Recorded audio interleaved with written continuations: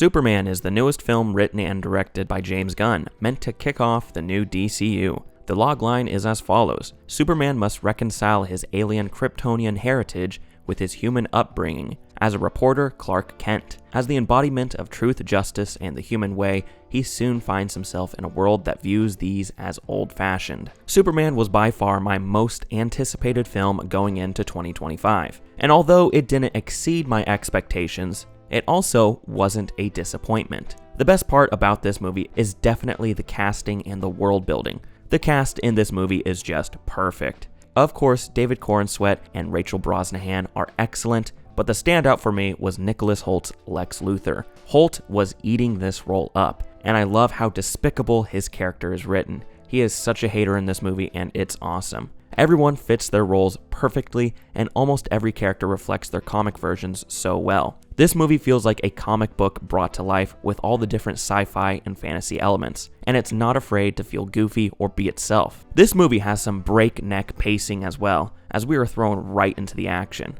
We don't get the origin story for any character, which some viewers might have a problem with, but I thought was a great choice. With all these different heroes and villains popping in and out, you get a great sense that this universe is lived in, and the movie doesn't get bogged down with retelling the same origin story we've seen many different times. And the best part about this world building is that it made me eager to see what's next for all these characters. I can't wait to see Guy Gardner pop up again, or see a Mr. Terrific spin-off show.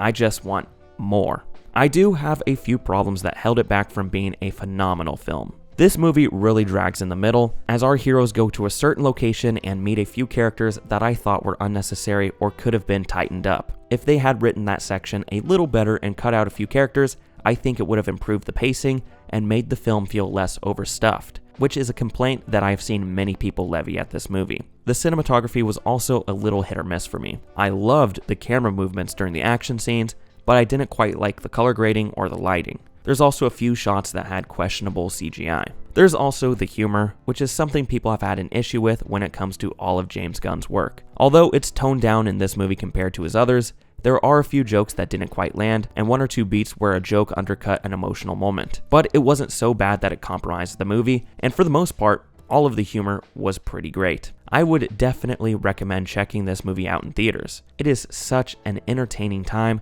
and a movie that pretty much any demographic can have fun with. It's big, bright, colorful, and deserves to be seen on the biggest screen with a big crowd. I'm giving it a very high 3.5 stars, but I have a feeling that may go up to 4 after a rewatch.